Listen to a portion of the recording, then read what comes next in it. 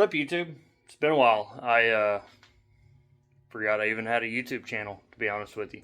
Been a while since I actually took any of my content, filtered it, edited it, and posted it. You know, it's just one of them things. Anyway, current project, let me zoom out here, is messy shop, as always. Which all of this will be remedied in the next year. I'm doing a big shop addition on the back side, extending it, doing a 40x40, probably some lean-tos that'll also be insulated and air conditioned. So we'll cross that bridge when we get there.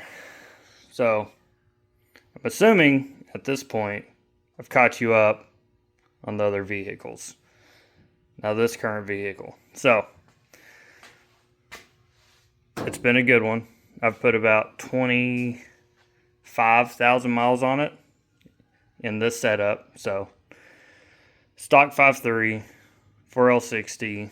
I mean, it seems like somebody might have put a spicier tune in the ECU. I'm not sure. I bought that ECU from someone else with the VATS delete and all of that. So don't really know its history. But I know it's ran this truck good for quite a while. I mean, drove it from Vermont back to Arkansas. I've daily driven it. A lot of things. However, the other day, down the road there, I was like, man, I'm going to do a burnout in front of my neighbor's house. This thing would not do a burnout. Which is really surprising, given the fact that it's 342 gears. It is a limited slip unit in the back. But I mean, the engine makes a decent amount of power. However, the only issue is that stall converter is factory, so, it loads up pretty quick. So I just couldn't get up enough engine RPM to actually drive past the back brakes, which it's all new hardware, so, I mean, the back brakes work well. So that's limiting factor. I mean, it'll spin them from a dig, just off the brakes, but it's a little embarrassing. So anyways, this thing's getting a line lock. Probably not in this video, but in a future video.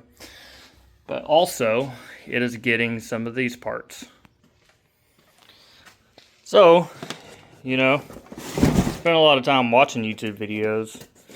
And Richard Holdener, the man's a legend at this point. So he's, as I'm sure you're well aware, he makes his own camshafts. Or at least rebrands them, whatever. But I got a Truck Plus cam. It's basically sloppy mechanic's best cam. Comes with valve springs. It's probably the best bang for the buck on the market right now, without getting like incredibly cheap Chinese parts, which these may be. But at least there's a lot of reviews saying that people have ran them and their engine hasn't went kaboom. So we're gonna give it a shot. But with that, I've got Gen 3 injectors in here, so I'm probably going to be at the limit on the headroom with this camshaft and those injectors. I'm not 100% sure, but just to be safe, since I'm already working on it, I went to the junkyard. I scooped up this new body style intake, so I'll be switching over to cable and a 4-bolt, what's that thing called? 4-bolt throttle body, which probably run like a cheap Amazon. I've been seeing them a lot. They're like 50 bucks. Pretty cheap. Probably bad quality, but we're going to test it out to see how it does. Anyways, this came off of a flex fuel vehicle. The RPO code was LMG, so these are 36-pound injectors. So I just grabbed the whole shebang. This probably, I don't know, it probably flows a little bit better than the Gen 3 intakes. I'm sure there's some information on that, but I'm just going to slap it on as it sits. I'm probably not even going to replace the O-rings, because why? Anywho, so yeah, top of that, off camera, I went ahead and put a 3000 stall converter up in it. So, I mean, this thing should be good to go. However, another big change we're going to go under is we are getting rid of this factory wiring harness and factory ECU. It's been great, no complaints. But,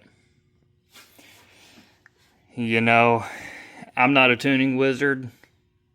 You know, I've looked at some videos on HP tuners. I've looked at some videos on using Tuner Pro or PCM Hammer, which I've used those to delete VATs and stuff like that.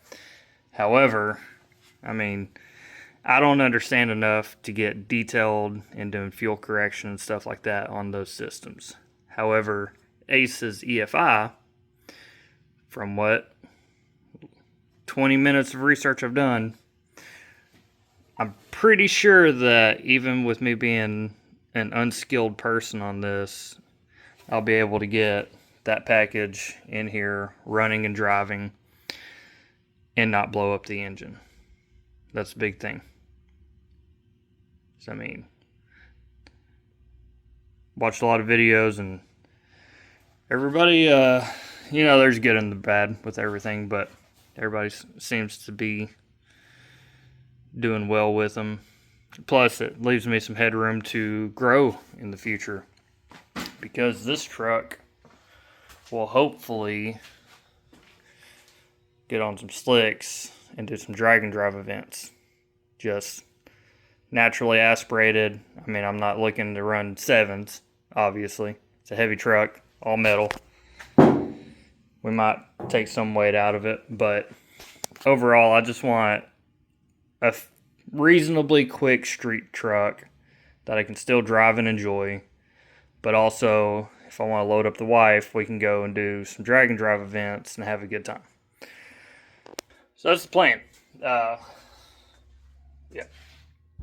we'll see how it goes. So yeah, that torque converter's in. I'm just gonna start tearing off all of this beautiful wiring that I did and changing everything about this truck pretty much. So anyways, here's where we are. Engine pretty much dismantled, removed the ECU, all that wiring, so all that's going to be redone later on. Forgot I was filming this, so I've already put in the passenger side springs here. I've got a little 3/4 inch wrench that I had previously cut for some reason.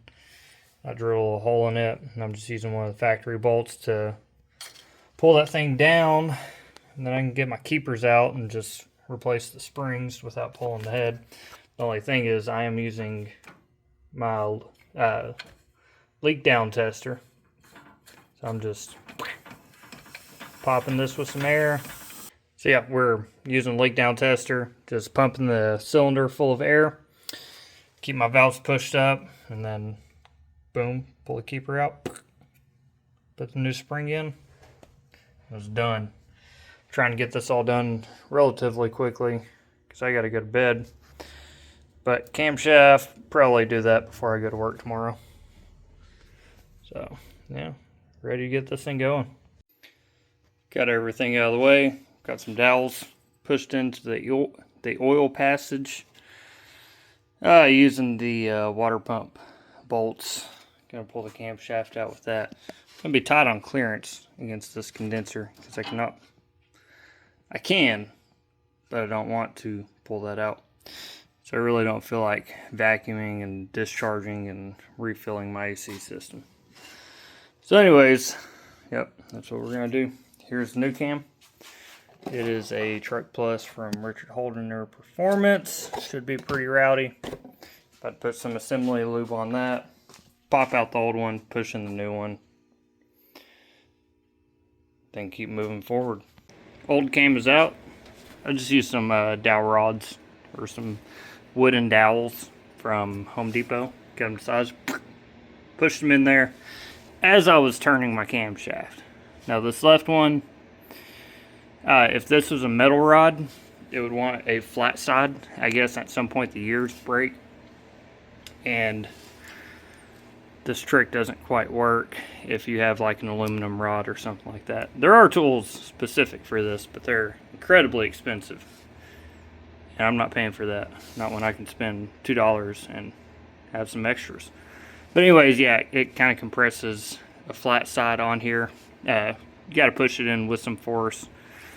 I already did some test runs to see if it would break off in there. I'm not concerned. So anyways, camshaft is here. About to lube it up. Got ahead of myself the other morning. Just gonna toss it in, lube this up, but wasn't quite ready yet. So anyways, man, the lobes on this are so much more aggressive than that stock camshaft.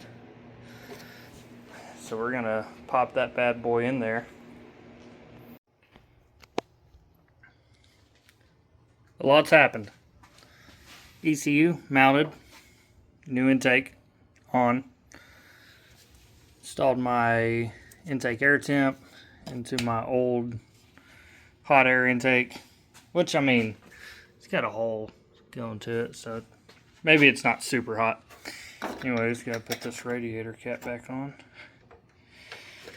New radiators in. The old one sprung a leak on me, which, I mean, what, almost 3 years of service, no issues, and it's pretty beefy. It's a pretty big boy, so I'll just replace it with the same one. If I have problems this time, we'll just replace it with a better one. Anyways, it is a rat's nest. So that is basically all the wires that I need to run fans, fuel pump, spare fuel pump for the future. Got my vintage air running through that fuse block, all the EFI stuff, electric fans that's running through there. So they're actually triggered by the EFI system, but also have a switch for my AC, so if the pressures get up, I had to wire in the relay just to ground that out so I can kick on both fans if that occurs. That's one of those vintage air things. Anywho, we're going to run a setup wizard on this, and yeah, maybe do a first fire. Everything's back together, top it off with fluids. We'll see what happens. I mean, surely it'll start. But if it does start, at that point we'll probably test it like this, and then I'll clean up all this wiring and actually put it in loom. Basically just space everything out to where I've got enough room to actually tuck it in loom off to the side. But for right now, I want to leave everything open in case I need to check my wiring. So, anywho, gonna do the setup wizard. So update time. Things didn't go as planned.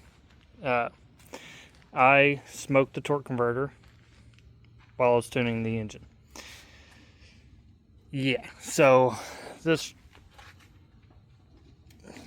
hopefully you can see it. Basically, I ran a super high stall converter. Well, not super, like 3,000 stall. And I did not run an external cooler. I anticipated that what this radiator has installed was going to be adequate. Turns out that was not the case. So while I was tuning, saw my ATF sensor was maxed out. So I did install this stacked plate cooler,